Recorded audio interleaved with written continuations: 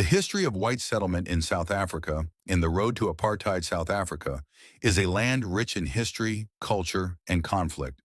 But one of the most defining and controversial chapters of its past began in the 17th century when the first Europeans arrived.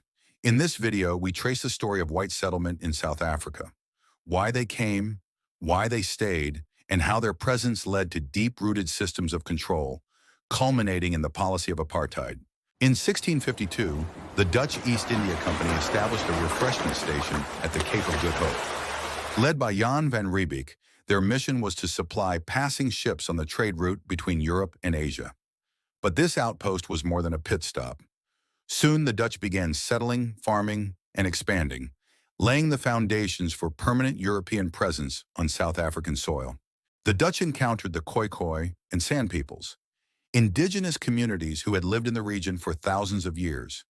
At first there was trade, then came tension. As more Dutch settlers, called Boers, demanded land and resources, violence erupted. The Khoi were displaced, and some were enslaved or drawn into forced labor.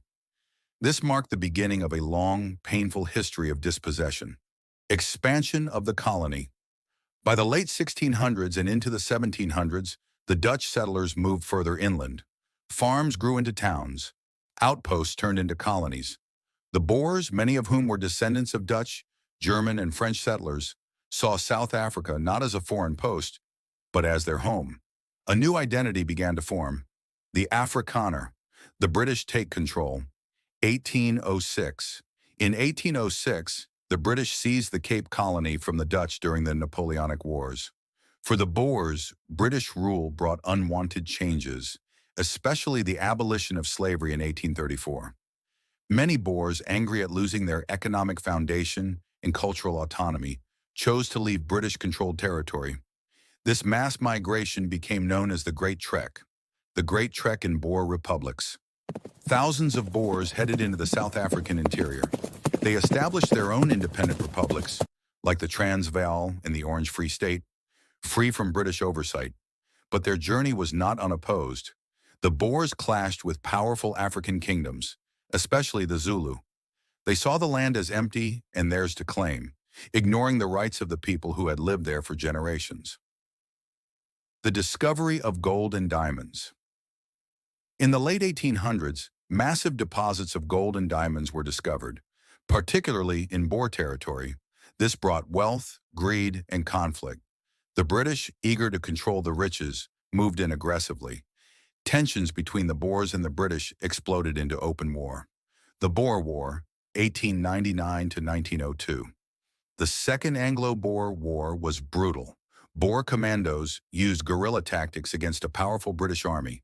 In response, the British used scorched earth policies and created concentration camps. Tens of thousands of Boer civilians and black South Africans died in horrific conditions. In 1902, the Boers surrendered and their republics were absorbed into the British Empire. The Union of South Africa and rise of white power. In 1910, the Union of South Africa was formed, a British dominion that united all the former colonies in Boer territories. But this new country was built on white unity and black exclusion. Power was concentrated entirely in white hands. Laws were passed that denied black South Africans the right to vote, own land, or move freely. Though not yet called apartheid, the foundation of institutional racism had been laid. Toward apartheid, throughout the early 20th century, segregation deepened. The 1913 Land Act restricted black land ownership to just 7% of the country. More acts followed, codifying white superiority in housing, education, work, and civil rights. Then in 1948, the National Party came to power, led by Afrikaners still bitter over their defeat in the Boer War and determined to protect white rule. They implemented apartheid, a legal system of complete racial separation and white domination.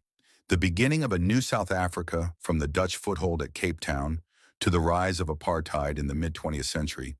The story of white settlement in South Africa is a tale of ambition, exploitation, and conflict. But it is also the story of resistance. From the Khoi, the Zulu, and generations of black South Africans who fought for their land, their dignity, and their future. Only by understanding this complex history can we fully appreciate South Africa's ongoing struggle for justice, equality, and healing.